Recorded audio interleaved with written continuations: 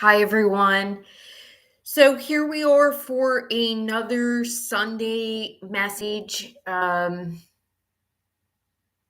did connect with Spirit a minute before I set up the whole live thing. So I'm just kind of retuning back in. Uh,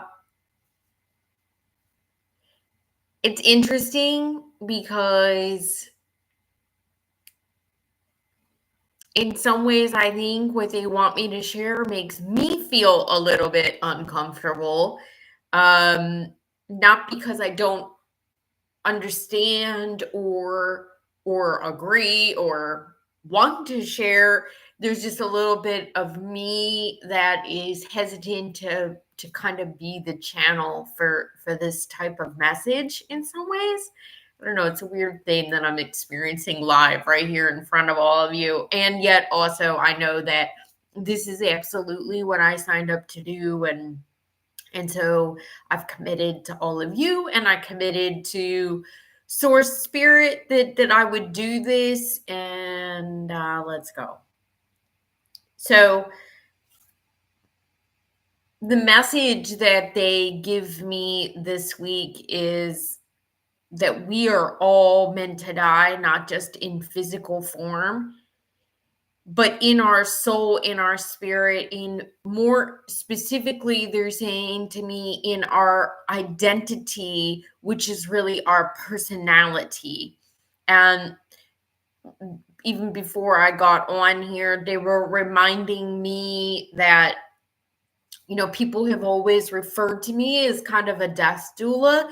And I've always had this strange connection to, I say strange because I think it's uncommon for a lot of people. I'm very comfortable with death.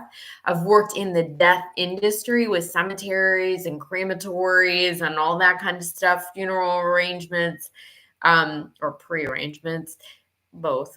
Um, in many ways at different times in my life.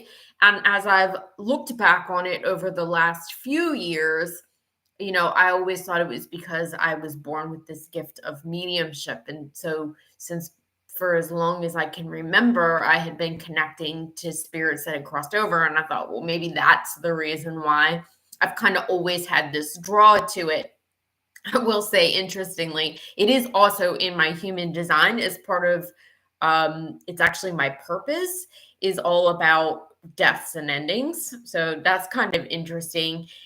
But what they have been bringing to me more in the last like 3 or 4 months, and what they reminded me of this morning, is that being a death doula, and by no means am I certified or trained to be a death doula. So I don't want to put that out there or pretend that is my thing. But um they say that I am a death doula in that my job is to be able to help people bridge the gap of the way that they understood themselves and this life and what this life experience is supposed to be, and that which is divine, that which is the actual souls and spirits understanding and way of being in this physical life. And so, just as Jesus experienced the death and resurrection that we know in Christianity, we all too, and they're saying to me at the same time, the younger generations may not experience this the way some of us of older generations have or will. But we need to also experience this death as we know ourselves, and giving up all the ways that we thought we were supposed to do things, the ways that we saw ourselves, the way that we viewed where our worth comes from, where our value comes from, the ways that we believe that we are supposed to accomplish or achieve or contribute or be of service. That these things are have been so programmed into us for such a long time that we believe them to be as truth. And that many of us will start to experience this angst, this real internal discord.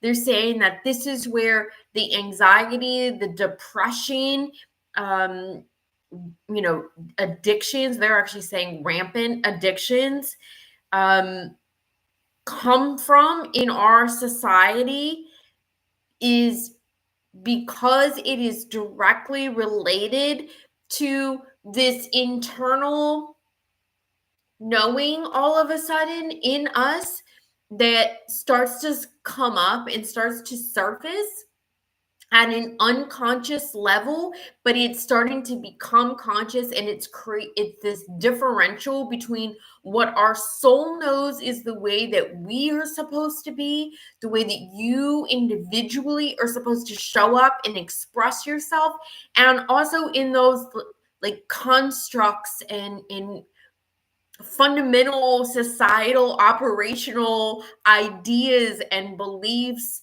and ways that so many people have adopted.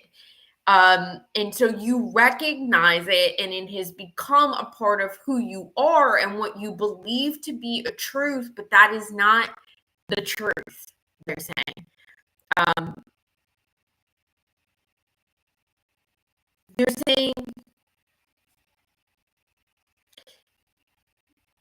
this is the reason why some coming in feel always seem to be in a space where they always kind of seem like depressed as a child, or very young, start addiction issues. We, of course, and I'm not dismissing it from trauma and abuse and other things that happen. They're just saying to me that some are more inherently inclined to have these sort of human, they're saying personality conditions. And they say personality conditions because it's like a personality test.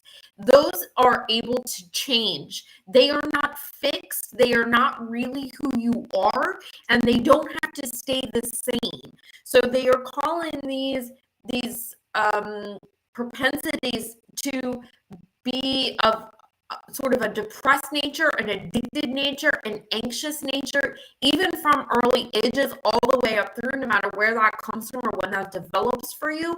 They're saying it's a personality, not your truth. They can be overcome, but the root of where they come from is that these people have more open souls, and so they're saying their awareness of the soul level and the real truth is more at the surface than some other people's. They are actually in closer connection from a human mind standpoint and their soul standpoint to understanding that there's this discord in themselves and in the way that they are trying to conduct themselves and their lives. And so that's why they feel, or they seem to have, like I said, maybe from a young age. And so maybe this is for you. This, like, have you always kind of felt depressed, alone, really anxious? Can you recognize that maybe there was kind of like OCD or addictive tendency, something compulsive that was getting you to try and control how you were feeling and the environment to create a sense of safety and certainty for yourself? Or else you were numbing out, which is honestly, it's the same thing. It's also that just really wanted to create a sense of safety and certainty, and so you numb, you disconnect that way. If you recognize this in yourself, or maybe even in a child or a young person in your life, Spirit is saying to me, know that for what we consider to be an illness or to be something to be fixed or corrected or healed in these people or in yourself, the reality of the situation is that they want me to use the word blessing, and I'm really hesitant because obviously overcoming something that feels like pain and suffering and hardship does not seem like a blessing. And they're saying to me at the same time, see, Sierra, this is again where the misconception is projecting a perception and an experience. So take that for what it will. Okay, here we go.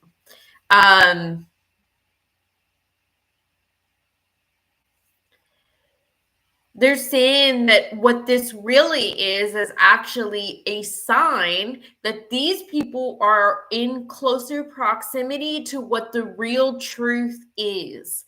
And that when we are able to help them to face that, or if this is you, when you're able to face that and be in a space where you say, I give up, I will let die this version of myself, this beliefs, the way that this is, the way that I have been doing things, the way that I've been thinking about doing things, the way that I've been trying to control things or make things happen or to make myself feel better, whatever it is.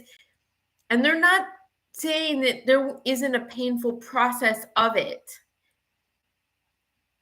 There doesn't have to be, they're saying to me, but few of us can go through that death process, that evolution process, that transitioning, which is a transformation, without some kind of pain, without having to face real pain. It's the way that we have largely created this construct to come to a place of understanding of who we are really meant to be and why we are here.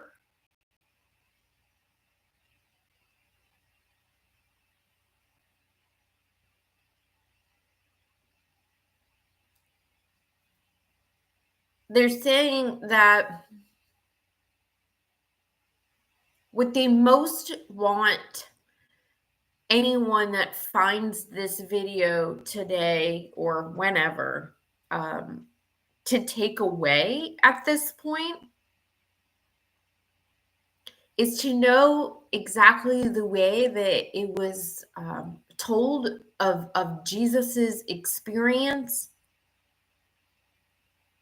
that the dying part can be hard and can be painful, and you will potentially experience ridicule and ostracization and criticism. And even if that's internal, it doesn't have to be external. It doesn't have to be that the people around you in your life sort of abandon you and turn on you. It can be what you do to yourself. The reality, oh, they're saying you already are doing that by not living in the true laws of source energy, universe, God, whatever you want to call it. You already are turned against yourself. And it's the reason why you stay in these states of feeling like you need to survive, of struggle, of depression, anxiety, addictions, what have you, what have you.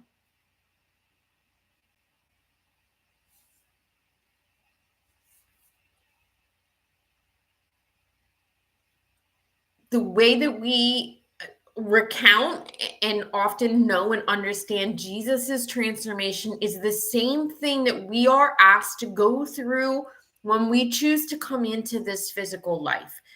So it is about being able to abandon, is the word they want me to use, the sort of normal societal beliefs and ways of doing things, and let that part of ourselves that is deeply attached to it, that wants to conform, that wants to be a part of the tribe, so to speak, for safety and certainty, because they all speak with such certainty that they know that this is the way we do things, and this is how you move through life, and this is how you get success, and this is how you find love, and this is how you find your purpose, and this is how you are like a worthy human being. And what they're saying is that you must abandon what they are telling you.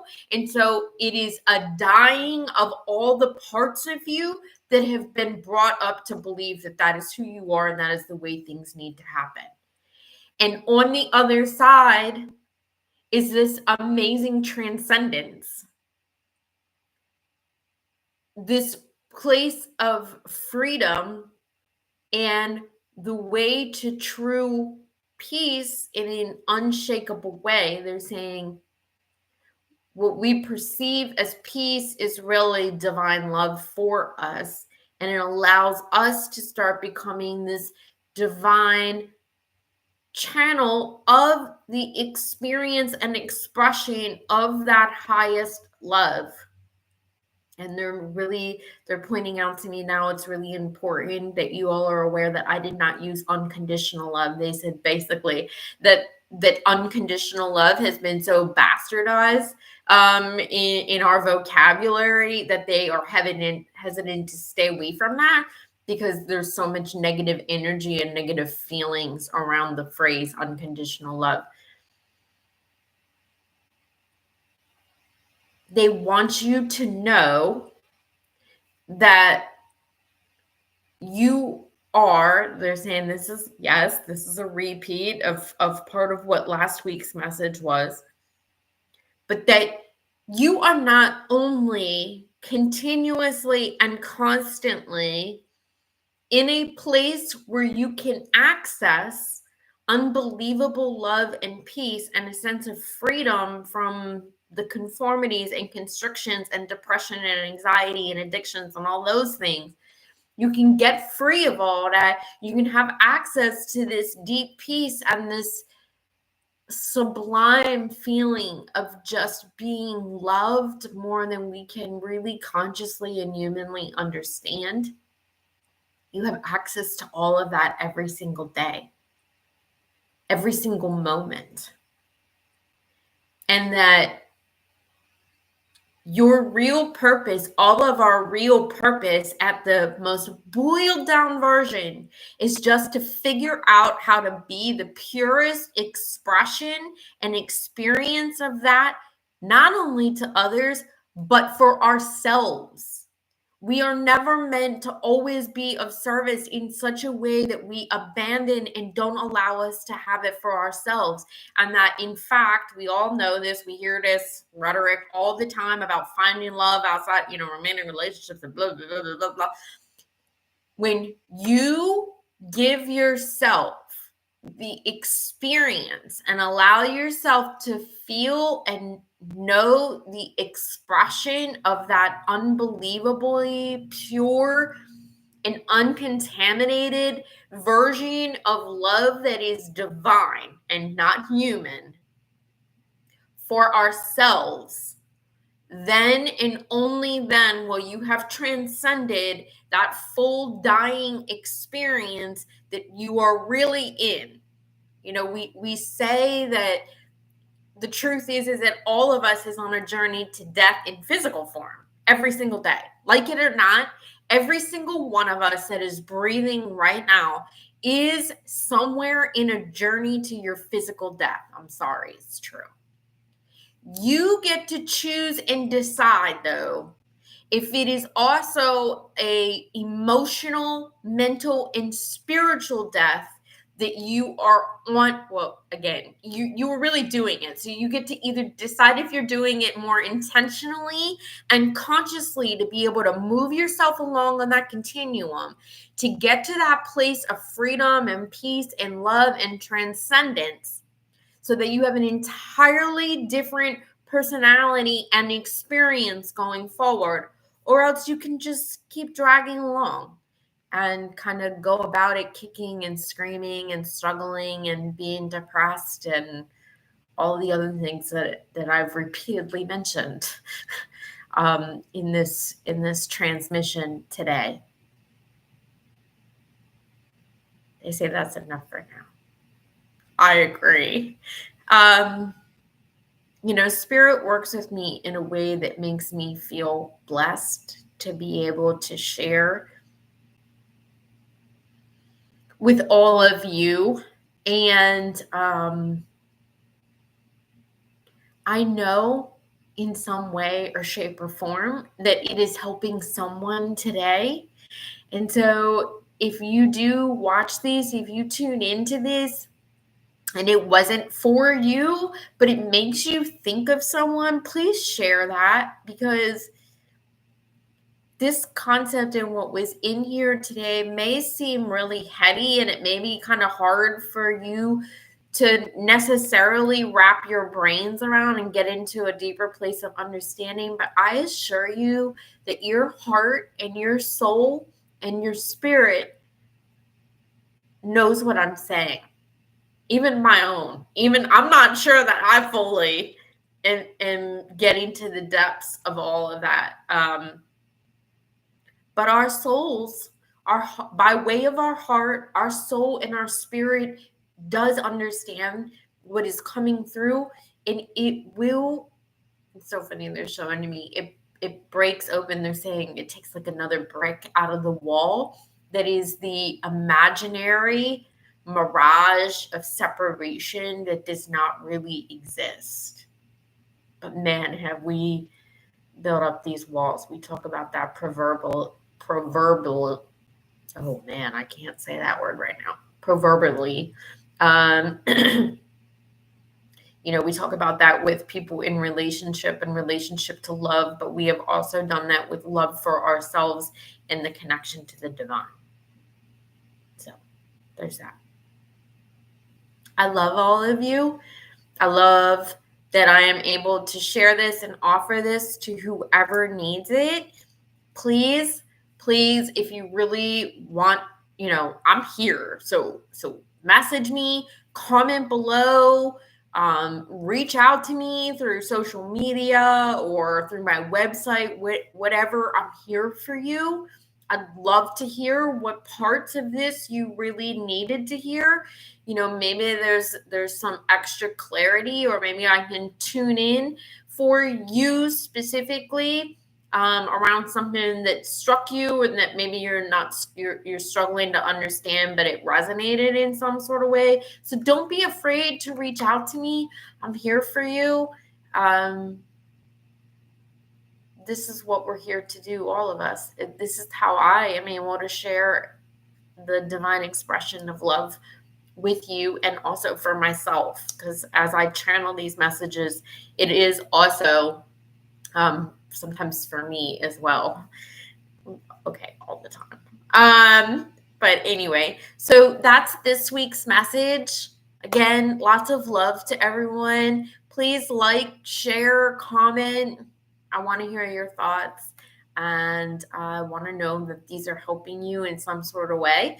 So I appreciate that, and have a great upcoming week, everyone. Memorial Day weekend too. So as you remember, those of us that have served in a military fashion and lost their lives or have passed on, remember that they are always with you and that their intentions were pure and good. Apparently, that's a message for somebody that's watching. They have they're coming to some hardship around somebody that was military that died, I feel like actually in action, or while being deployed. There was an accident. Anyway, if that sounds like that might be you, go ahead and reach out for that too. Look, this is what happens when we are alive. I can't be responsible for all this. But if that resonates for you, that little bit of message, please reach out to me. I'm happy to share with you what that soul wants to talk about for you. So, all right, everybody, have a great Memorial Day weekend. Have a great week, and lots of love. Remember that love is there for you, and you get to be that expression and extension of love to the world every single day. All right, bye-bye.